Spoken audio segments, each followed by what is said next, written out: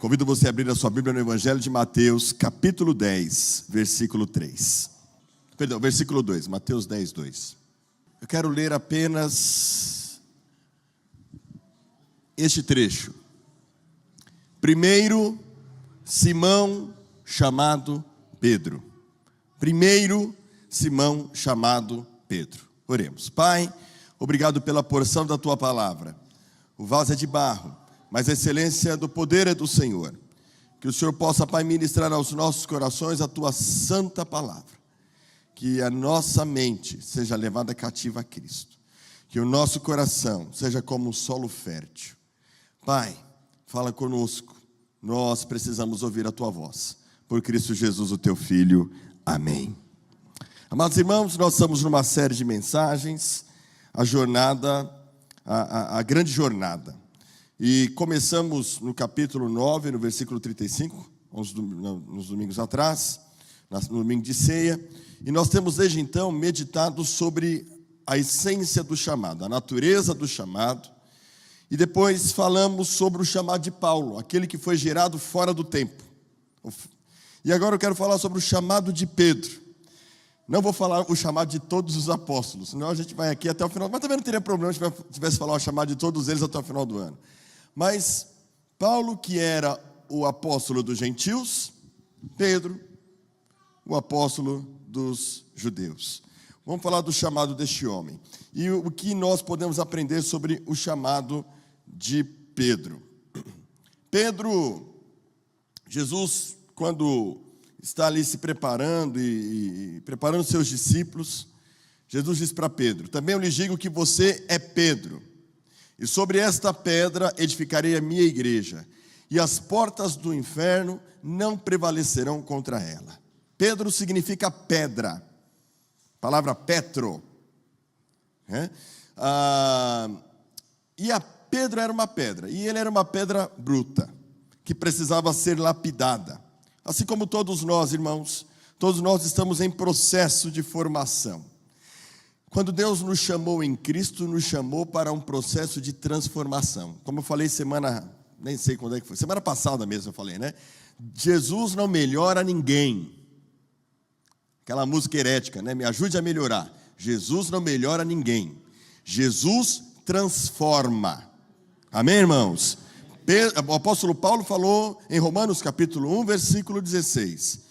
Porque eu não me envergonho do evangelho de Cristo, porque é o poder de Deus para transformação de todo aquele que crê. Então, a proposta do evangelho é transformar. Mas transformar no quê?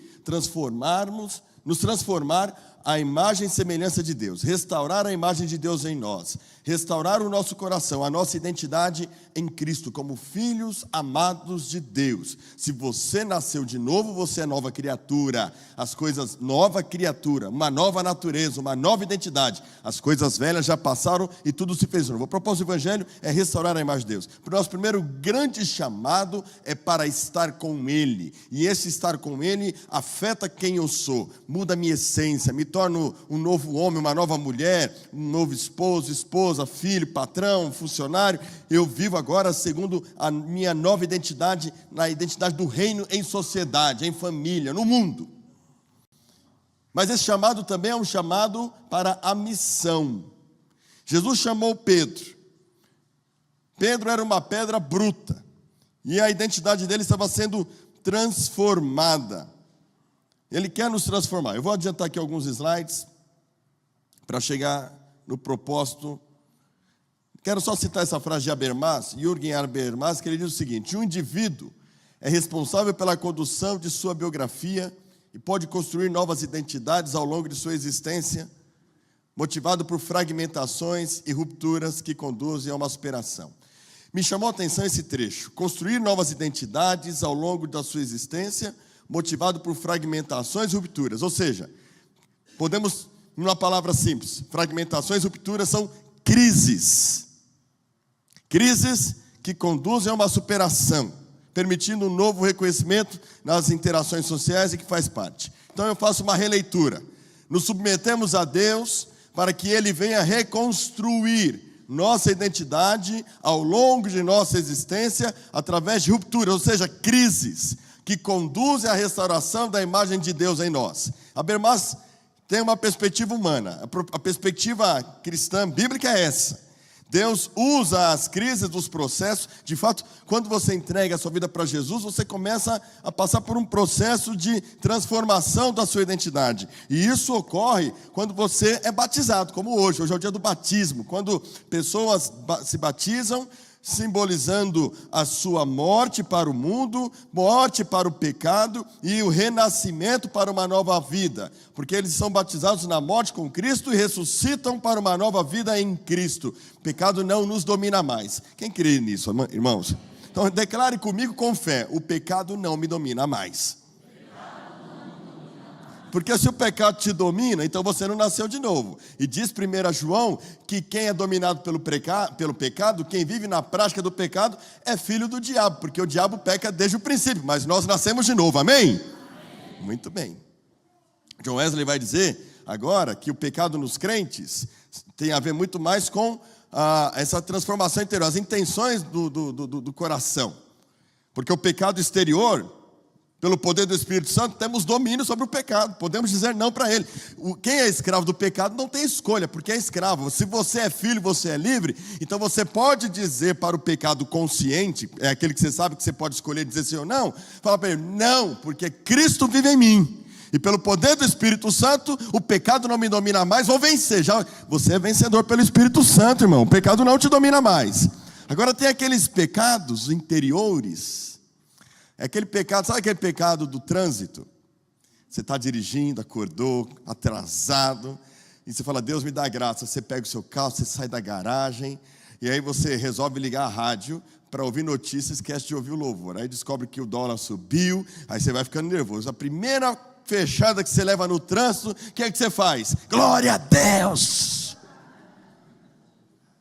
Não, o pecado interior se manifesta. Vem a ira, vem o desejo de pegar o carro. Eu confesso que muitas vezes eu pequei em pensamento e falei: Deus, meu carro podia ser de ferro que não amassa, porque eu ia pá. O que é isso? É o pecado interior. É aquela coisa que precisa ser confessada todo dia, nesse processo de santificação, na restauração da imagem de Deus. E o propósito é esse. O pecado nos crentes leva-nos ao arrependimento dessas intenções. Porque o pecado, como o próprio Jesus disse, o pecado, irmãos, ele vem das intenções. É do coração do homem que vem as maldades, os desejos, os homicídios, as coisas ruins. E isso o crente também pode vencer até ver uma perfeição cristã, uma vida plena, santificada, dentro e fora, pelo poder do Espírito Santo. Isso exige muita humildade, exige muita dependência do Espírito, exige muita confiança em Deus. E o que eu vejo aqui na história de Pedro é isso: Jesus transformando Pedro de dentro para fora. Então, crises são oportunidades de crescimento. Crises. Palavras te machucarem em algum momento a ponto de você paralisar? Alguém lançou uma palavra? Crise. Mexeu com o seu ego, com a sua identidade. Você está frustrado com os resultados profissionais e ministeriais? Puxa, comecei minha vida cristã, disse sim para Jesus, mas não estou feliz. Crises. Crises de desempenho. Há sonhos que não se realizaram e parece que nunca vão se realizar. Há outros tipos de crise. Eu não vou para essa linha aí, mas muita gente vai para essa linha e acaba desembocando na teologia coaching. Cuidado, porque o propósito da crise é te transformar à imagem de Cristo e te deixar à altura da missão. Quantos querem ser usados por Deus aqui? Diga amém. Fala para o seu irmão: vai ter crise. E crise, irmãos, crise é bom. Crise é oportunidade de crescimento. Quem não passa por crise, aliás, o nascimento já é uma crise. Não é não? Crise para a mãe, crise para o bebê. O dia que você veio ao mundo, você não lembra, mas você levou uma palmada na bunda. E você chorou, porque precisava limpar o seu pulmão. É a crise para existir. Aí você foi crescendo. Quem teve a dor do crescimento? Minhas pernas doíam. Quando falava assim: minha perna está doendo, minha mãe. É a dor do crescimento. É crise crescer. Tem a crise. Assistam divertidamente. Quem assistiu o 2? Não vou dar spoiler, tá? Vai no cinema. Eu fui no cinema segunda-feira com meus filhos. É a história de um adolescente que está amadurecendo. A partir das interações sociais, tudo é crise. Torcer para os Santos é crise, né, não, Nini?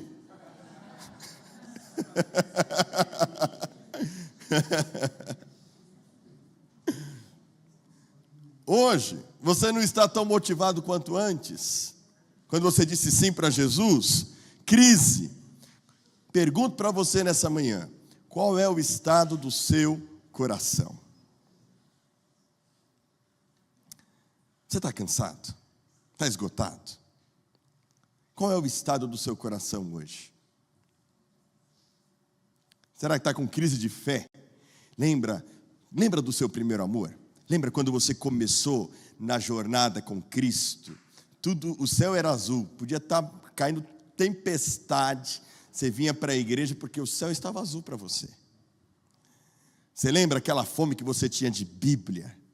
Você só queria ler a Bíblia, não queria fazer mais nada. Queria só orar, não queria fazer mais nada. Mas qual é o estado do seu coração? O que esses tempos revelam? Por exemplo, a pandemia. O que a pandemia revelou a respeito do seu coração? A pandemia foi uma grande crise. Então Pedro, ele passa por uma crise. Ele é chamado por Jesus. Quando Jesus chama, e você foi chamado por Jesus para estar com Ele, é apenas o começo de um processo de transformação. A restauração da imagem de Deus é um processo, irmãos, de remodelação. É o vaso na mão do oleiro. É Deus pegando a gente e nos quebrando cada aspecto do nosso ego, para que a gente possa de fato ir para a cruz e as pessoas olharem para nós e verem a sua imagem, verem Jesus em nós. As pessoas têm que olhar para mim e para você e enxergar Jesus. Enxergar Jesus quando você passa por uma crise. Uns domingos atrás eu falei sobre os 4 níveis de maturidade: o pré-filho, o filhinho, o jovem guerreiro e o pai. O pré-filho, quando vem a crise, entra na justiça própria. Ele fala: Deus, por que eu perdi o emprego? Eu sou dizimista há tantos anos. Cadê o Senhor? Não vou ser mais crente, essa vida não serve para mim. Fiz tanto pelo Senhor, o Senhor... É a crise do filho que ficou em casa. O irmão do filho pródigo: há tantos anos eu te sirvo. E a palavra sirvo ali é a palavra escravo. Há tantos anos, eu sou como um escravo nessa casa. Você nunca matou um boizinho para mim, um cabritinho, o Senhor nunca fez nada para mim. E quantos de nós temos esse sentimento na igreja? Que em determinado momento da caminhada com Cristo, vem uma crise tão violenta, e você fala: Deus, o que me adiantou? Crise de Asaf. Você começa a comparar a sua vida com a vida dos ímpios. Olha como eles são fortes, olha como eles prosperam. Eles falam mal de Deus, eles julgam, e Deus não faz nada com eles. Que Deus é esse? Quase desvia. Meus pés quase resvalaram. Diz Asaf. Mas aí o versículo 17 do Salmo 73, ele fala: até que eu entrei no santuário, até que entrei no lugar santo, até que eu tive um encontro, um tete-a-tete com Deus, e comecei a perceber o destino deles. Falei como um animal embrutecido, irracional, não sabendo o que estava falando.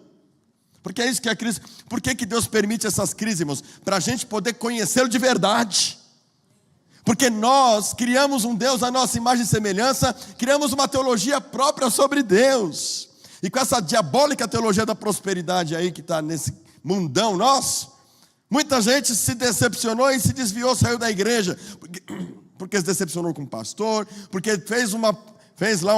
um dia lá, botou um dinheiro lá na fogueira lá, um dia deu não sei quantas voltas, não sei aonde, fez a campanha não sei das quantas, e Deus não respondeu como ela esperava. Se frustrou, se decepcionou com Deus. Puxa, fiz tudo para comprar a bênção de Deus e Deus não me deu a bênção. Então você não entendeu o que é o evangelho. E a gente às vezes pode ter até 20, 30 anos de igreja dentro de uma igreja tradicional, e em algum momento tem esse tipo de crise.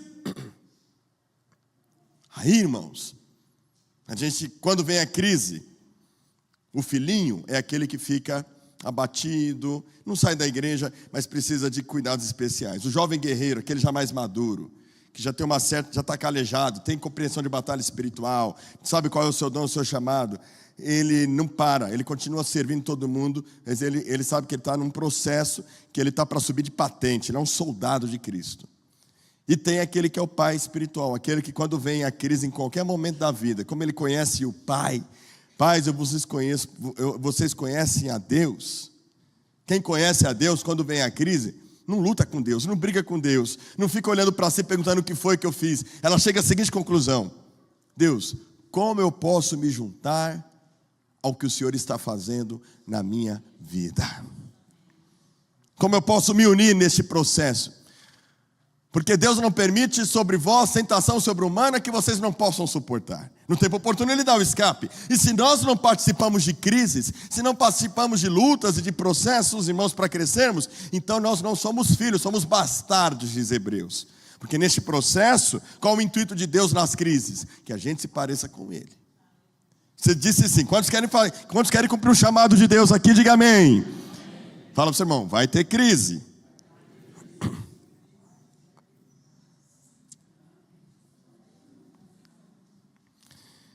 E a primeira lição nesse processo, filho, libera o computador para mim aí.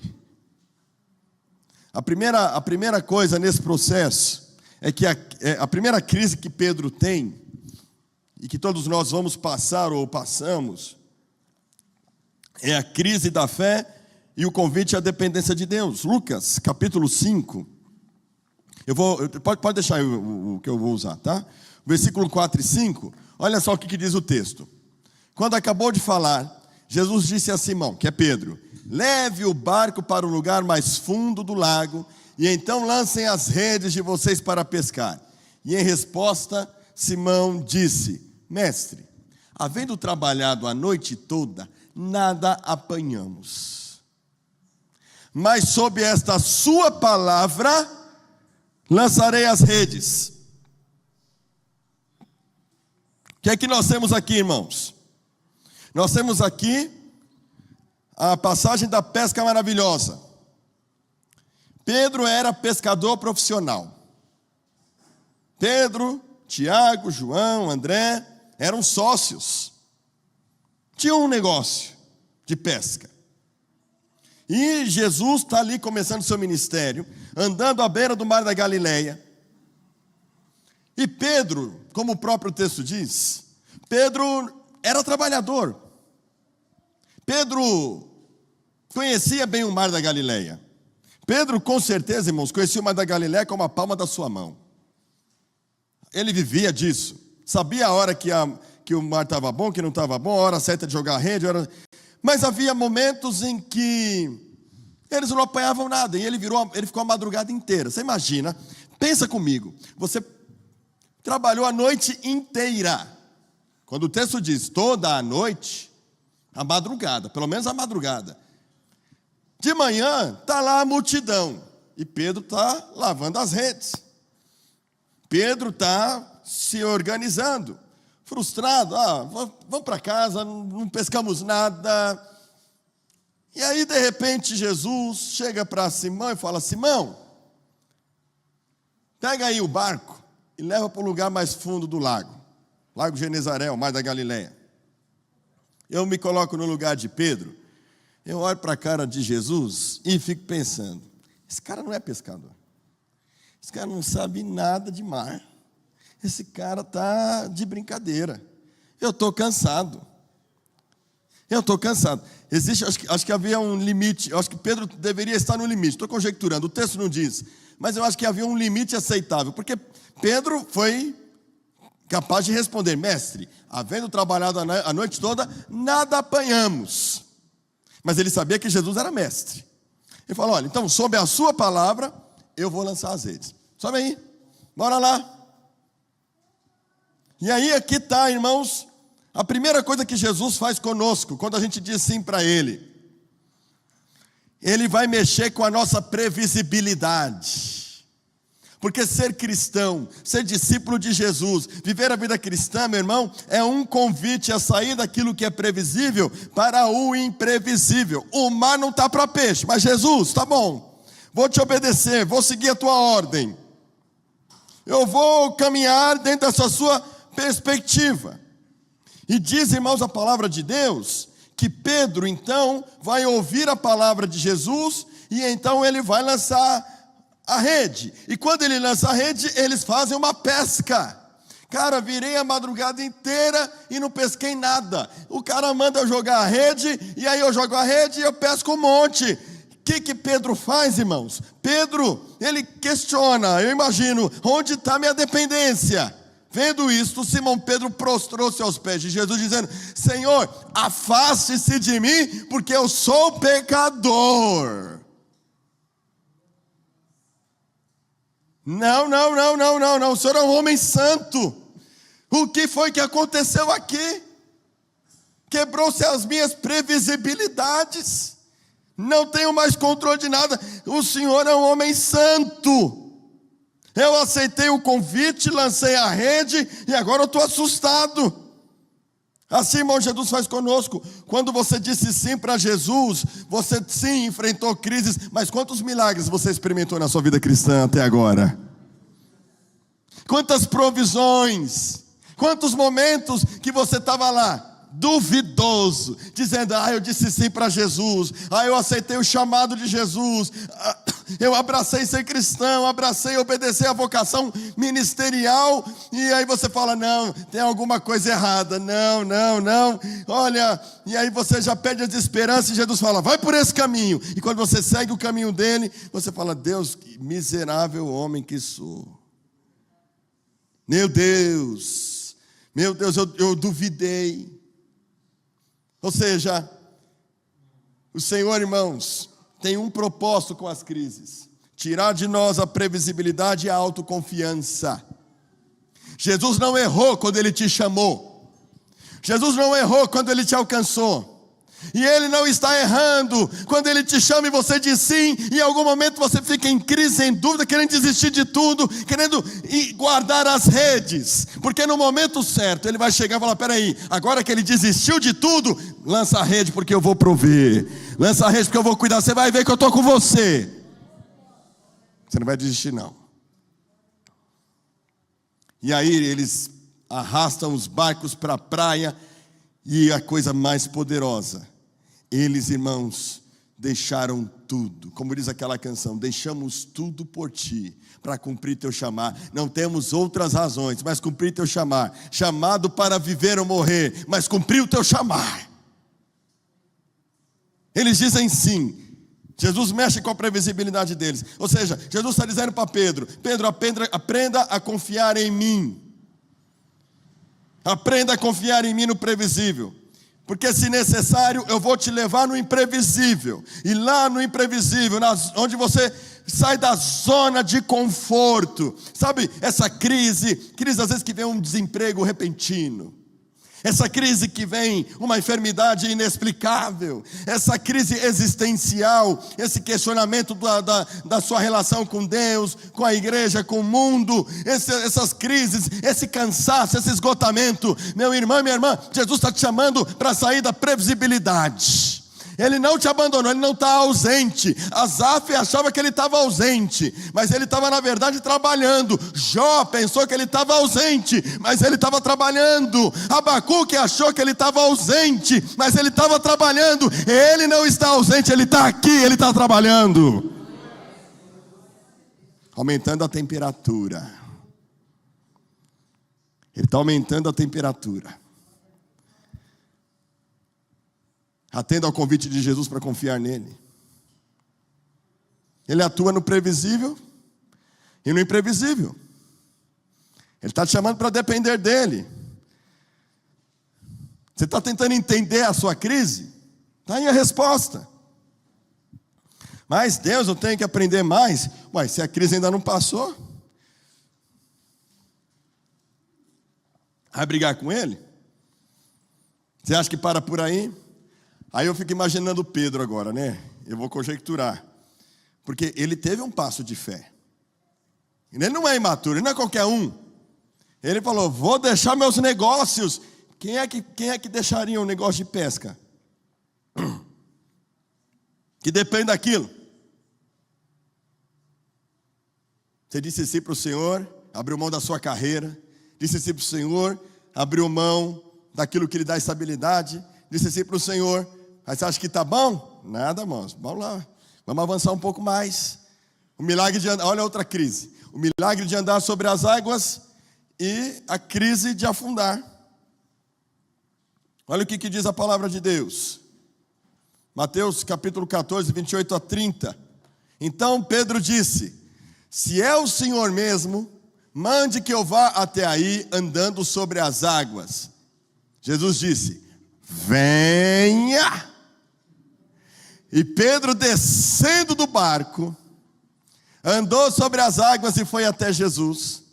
Reparando, porém, na força do vento, teve medo e, começando a afundar, gritou: salva-me, Senhor. Vamos lembrar da história? Vamos lembrar o que está acontecendo aqui? O que a passagem diz? Uma coisa interessante no texto. Quem mandou eles para o... É Jesus que manda. Vai lá que depois eu vou. Sabe, você obedece o Senhor, né, pastora Mariluz? Obedece o Senhor, né, Maria? Obedeceu o Senhor. E aí ele fala: vai, obedece, vai lá na frente, vai no barco, vai lá na frente. E de repente, porque eles estavam cansados, estavam com a multidão, um cansaço. Mas aí, meus queridos, lá pela madrugada, já estava uma boa distância da terra. Ventos e ondas, madrugada, fantasma. Eu obedeci Jesus. Vem uma tempestade, vem aí vem ventos, vem ondas. Sabe aquelas provas que vêm na sua vida, que você obedeceu Jesus, você não entende por que dessas crises? Uai, pastor, parece que agora que eu estou 5 anos de igreja, 3, 4, 5, 10 anos de igreja, 15 anos, em algum momento... É aquela situação que acontece na vida. Talvez alguns não sabem nem o que eu estou falando. Em algum momento você vai saber. Outros aqui se identificam que estão passando. Outros já passaram e estão lembrando. Você disse sim para o Senhor. Você confiou no Senhor. Abriu mão de tudo para ficar na mão dEle. E de repente você obedece a palavra dEle. E o barco te leva para longe. E de repente vem um imprevisível vento, ondas, entra água, e aí eu acho que pensando em Tomé, vocês são loucos, vocês ficam obedecendo esse cara, ele põe a gente em cada enrascada, eu não acredito, eu sou muito tolo. Eu imagino Tomé falando, eu penso que Tomé fica muito louco, e aí Pedro, nervoso, calma gente, calma. Sabe lá o The Chosen, aquela situação toda ali. Bom, primeira coisa que você quer é terra. Não tem terra, não tem onde se apoiar. Deixa eu sair daqui. Não tem onde se apoiar. Não tem. Pior, além de não ter onde se apoiar, porque o mar é instável, tem ventos e tem ondas. E onda faz o que com o barco, irmãos? Faz carinho? Não. Vai para um lado e para o outro, vai para um lado e para o outro. E o vento está soprando. E os caras é tudo pescador, hein? Profissional. Os caras sabem de tudo. E é de madrugada. O que eu quero fazer na madrugada? Ficar no meio do mar, tomando tempestade na cabeça, vento, onda, água? Não, quero dormir. E não há momentos assim, irmãos, que a gente seguiu a orientação de Jesus. Fala: Deus, eu obedeço. Eu tenho um casal de pastores amigos meus, que inclusive hoje eu vou estar com eles, né? Eu dou assessoria para eles. Eles estavam numa igreja, aí o pastor titular desafiou, falou: vai plantar uma igreja. Aí eles foram plantar uma igreja em outro bairro. Aí o pastor lá titular, o pastor que desafiou a abrir a igreja, falou para os membros: vai uma galera junto com eles para abrir o trabalho. Aí foi lá, acho que umas 30, 40 pessoas. Depois, aí veio a pandemia, passou a pandemia, não tinha ninguém na igreja. Igreja vazia, tendo que pagar aluguel.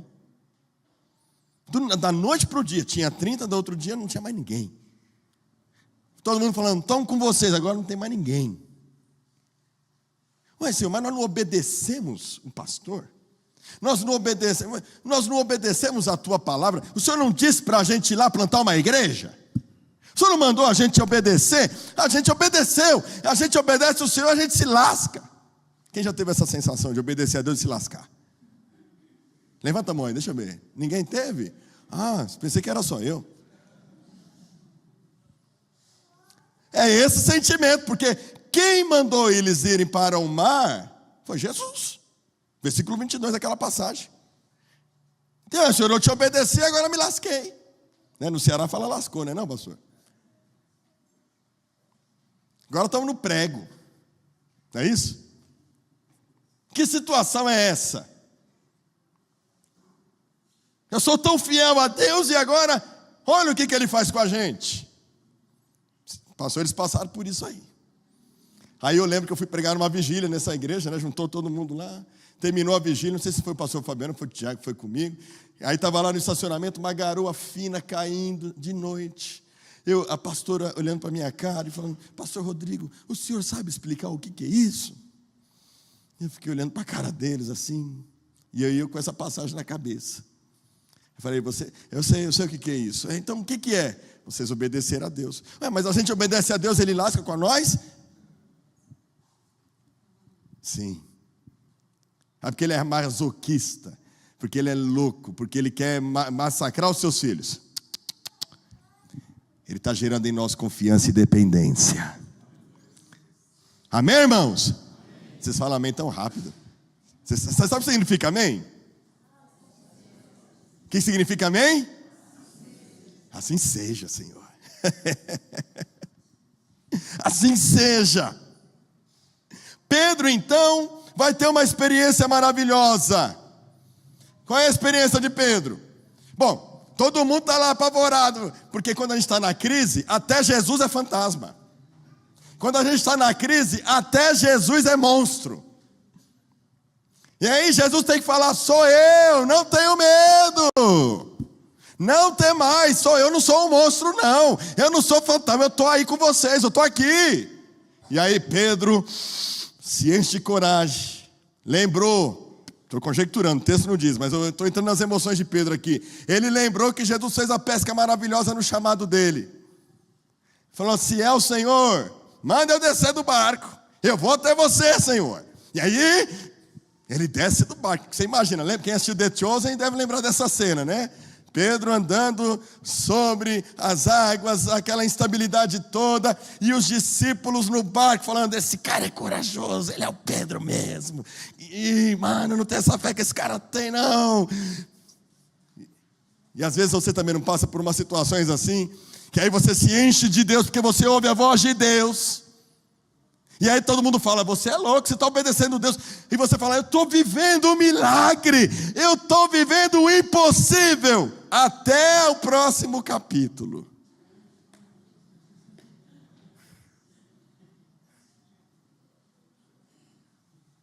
Aí, o que vem no próximo capítulo? Reparando, porém, a força do vento, teve medo. E ele começou a gritar: Senhor, me salve! Sabe, parece aqueles carros velhos que fica engasgando para ligar. Fusquinha, lembra do Fusquinha? Você ligava a ele, assim é a fé da gente, né? Jesus deu a partida, né? Deu a partida, ele disse sim. Eu sou o pior dos pecadores. Não, eu estou contigo. Aí está esquentando o motor. Aí esfria de novo. Aí ele vai dar a segunda partida. Aí, agora vai. Aí você pisa. Aí morre. É Pedro. É a gente. Quando você pensa que a tua fé, você está voando, morre de novo o carro. Mas aí, Jesus está nos ensinando a depender dele.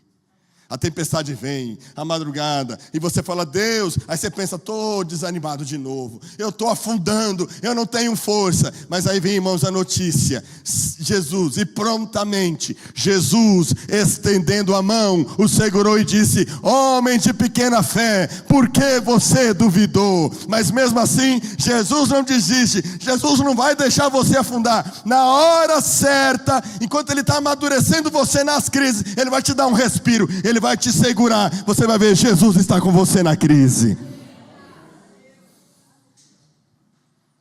Mas como diz aqui em São Paulo, pastor Marlon, o bagulho é louco. Como é que diz lá no Ceará? O bicho vai pegar. Na Paraíba, o coco é seco.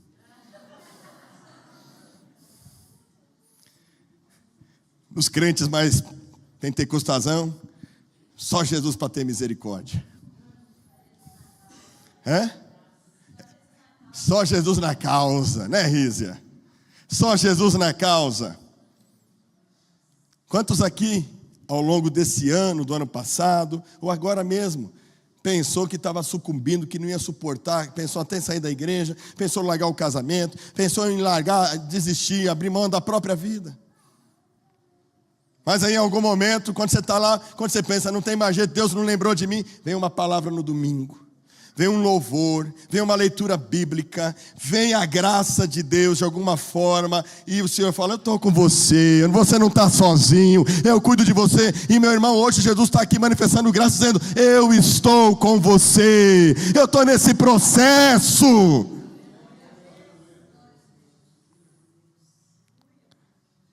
Mas não para por aí não, porque Pedro ainda não está bom.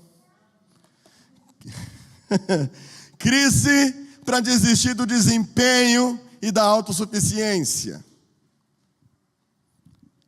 Fusquinha ligou, mas acabou de novo a bateria. Se você lembrar, Jesus está se despedindo dos discípulos, é o texto de João 13. Jesus falou, eu vou embora. Vai ter crise aí, gente. Vocês vão me negar.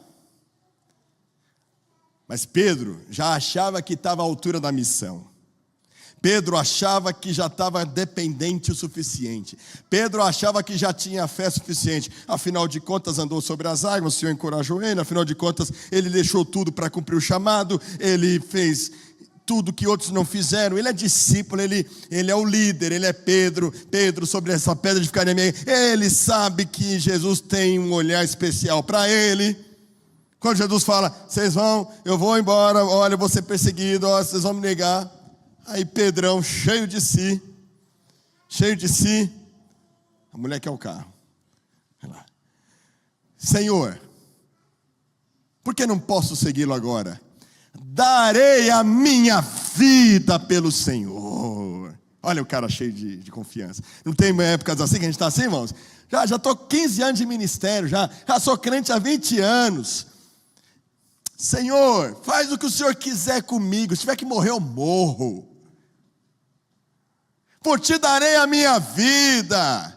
E aí Jesus fala para ele, você vai dar a sua vida por mim? Em verdade, Jesus fala, com certeza, essa expressão em verdade, Jesus pega e vai no ego de Pedro. Escuta aqui, cabra, com toda a certeza do universo, antes que o galo cante, você vai me negar 3 vezes. Ah, irmãos, imagina Pedro, Jesus está de brincadeira, não me conhece, Jesus não me conhece, ele sabe de nada. Pedro, irmãos, ele era muito autoconfiante. Nesse processo de formação da sua identidade, faltava a última etapa de crises transformadoras. O que Pedro manifesta? Faces da justiça própria. O que a justiça própria faz com a gente? Vamos lá, vamos ver se você se identifica com alguma delas. Exigência e cobrança. Como eu tenho sido bom, eu exijo que os outros sejam sempre perfeitos comigo. Ninguém pode errar comigo, porque eu sou... O que eu escrevo, o que eu falo, eu cumpro. Ai daquele que pisar na bola comigo. Reclamação ou murmuração, uma falta de justiça própria. Eu sou bom, mas não mereço passar por isso. Eu mereço coisa melhor, não é possível. Eu sou crente há tantos anos. Uma outra face da justiça própria, medo. Deus somente ama os que são bons. Olha só, eu estou passando nessa crise, eu disse sim para o Senhor obedecer sua palavra, agora olha aquele cara lá. Vou fazer como ele, eu vou fazer por merecer, porque eu acho que Deus aceita ele, porque ele faz o que é a vontade de Deus, assim, ele procura agradar a Deus. Autopiedade. Como alguém tão bom quanto eu pode sofrer? Sempre servi a Deus. Sempre fui dizimista. Sempre que o pastor falava, vamos fazer um jejum, eu estava lá. Eu orava. Eu fui para a missão. Eu renunciei ao pecado. Inveja. Como ele pode ter e eu não? Ele não é melhor do que eu. Isso é injustiça. Deus está sendo injusto comigo. Ficar desapontado consigo mesmo. Nunca pensei que eu seria capaz disso. Tudo isso, irmãos, é a justiça própria falando. Da pandemia, lembra? Eu gosto de lembrar da pandemia porque nós oramos para Deus curar e Ele não curou. Quantas pessoas vocês oraram para Deus curar na pandemia e Deus não curou? Levanta a mão. Deus não curou. Nós jejuamos a pandemia embora, no mês seguinte ela não foi. E aí a gente teve que amadurecer na marra. Aquela falsa sensação de que a gente pode provocar a ação de Deus com uma varinha mágica chamada fé. Até a nossa fé estava contaminada por arrogância e autossuficiência. Porque a gente acha que pode controlar Deus. A gente acha que pode fazer como Pedro. Não, eu não vou te navegar coisa nenhuma. Por ti darei a minha vida. Por ti, Senhor, vou fazer de tudo. E aí, irmãos, o que é que vai acontecer? Fracasso. Chega alguém e fala assim: você é um deles. Não, imagina, eu nunca estive com ele. Aí vem a outra: não, eu vi você com os discípulos, você é um dos discípulos, você é um deles. Aí ele fala: eu não sou um deles. E aí vem outro e fala: você anda como ele, você fala como ele, com certeza você é um deles, você estava com ele. E aí diz o texto que Pedro xinga, e eu acho, irmãos, ali, que ele chamou palavrão mesmo.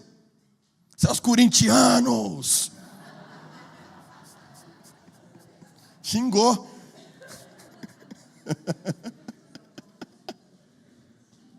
Chamou palavrão. Não, Renatão? Ele está lá fora hoje. Eu não conheço. Tem momentos que a gente entra, irmãos, numa crise tão profunda. Tão profunda. Baseado na própria força. A gente nega Jesus. A gente nega Jesus. Quando vem a crise financeira, a gente se revolta contra Ele. A gente nega Jesus. Quando vem a enfermidade, a gente entra todos aqueles questionamentos de justiça própria. Mas Ele te ama, Ele não vai desistir de você. Ele está te preparando para coisas maiores. Quem quer ver coisas maiores aqui, diga amém. O bagulho é louco.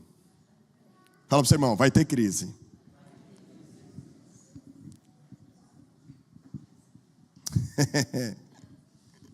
Você acha que para por aí? Aí vem, irmãos. A crise foi apertando Pedro. Cada fase da vida cristã dele, daquele processo acelerado de se parecer com Jesus, a crise foi apertando, até chegar a um ponto que Pedro nega Jesus. E diz o texto que ele chora amargamente. Ele vai se isolar, ele vai: como eu fui capaz de negar o meu mestre? Eu não tive coragem, eu sou um covarde. Talvez você também já tenha tido esse sentimento. Saiba, meu irmão, é a crise. É Deus te modelando. Ele te ama. E aí, diz Marcos capítulo 16. E esse texto, irmãos, esse trecho me quebra.